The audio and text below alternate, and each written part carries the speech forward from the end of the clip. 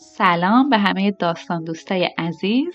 داستانی که امروز میخوام براتون تعریف کنم تبدیل به یک ضرب المثل معروف شده. پس تا انتهای ویدیو همراه من باشین. در روزگاران قدیم مرد ثروتمند و خیری زندگی میکرد که همیشه درب خانه‌اش رو برای فقرای شهر باز میگذاشت. این مرد نیکوکار هر روز ظهر در خانه دیگ بزرگی پلو و خورش میپخت و به فقرا میداد. مردم بینوا و گرسنه هم گاهن از مسافت‌های دور و نزدیک میآمدند تا از غذایی که او میداد بخورند. آشپز او کفگیر به دست برای مردم غذا می‌کشید و توی ظرف آنها می‌ریخت.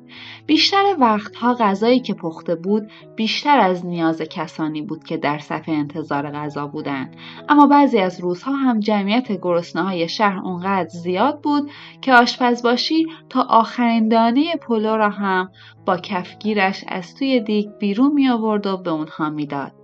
در چنین لحظه‌ای صدای گوشخراش و ناامید کننده برخورد کفگیر به ته دیگ بلند می‌شد و کسایی که غذا نگرفته بودند می‌فهمیدند که غذا تمام شده و نباید منتظر بمانند.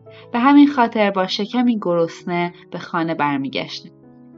به هر حال این داستان همه روزه جلوی خانه مرد ثروتمند اتفاق می‌افتاد و کسایی که در صف منتظر بودند تا غذا بگیرند معمولاً از کسانی که به غذا رسیده بودند می‌پرسیدند غذا هست؟ فکر می‌کنی به ما هم برسد یا خیر؟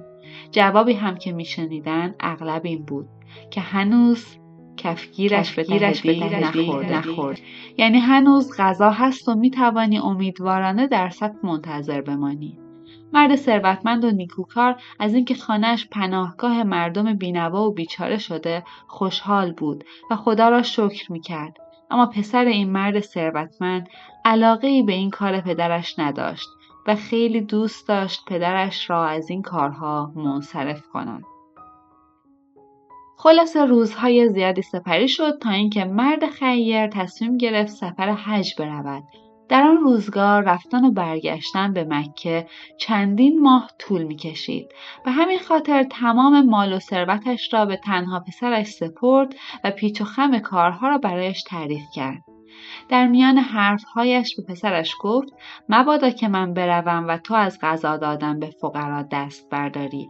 تو باید مثل من هر روز یک دیگ پلو و خورش آماده کنی تا تهیدستان به خانه بیایند و غذا بگیرند و دعایمان کنند. بعد از چند روز که مرد ثروتمند راهی سفر حج شد، پسرش همه کارها را به خوبی انجام داد، اما اصلاً علاقه نداشت مثل پدرش به فقرا غذا بدهد. اما به خاطر اینکه سفارش پدرش را نادیده نگرفته باشد به بازار رفت و دیگ کوچکی خرید و به آشپزباشی گفت از این به بعد توی این دیگ برای فقرا غذا بپز.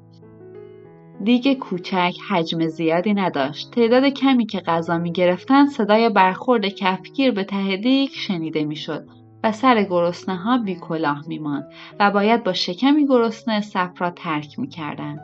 بنابراین یواش یواش در شهر این خبر پخش شد که کفگیر پسر حاجی خیلی زود به ته دیگ می‌خورد.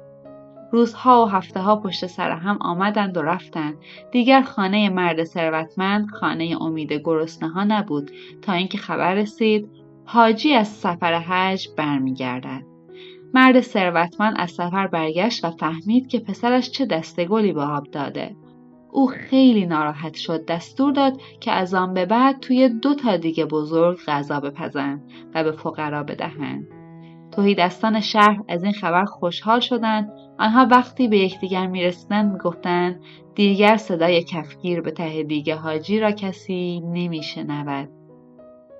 از آن روزگار به بعد به کسی که آهی در بساط نداشته باشد یا هر چه داشته از دست داده باشد میگویند کفگیرش به ته دیگ خورده.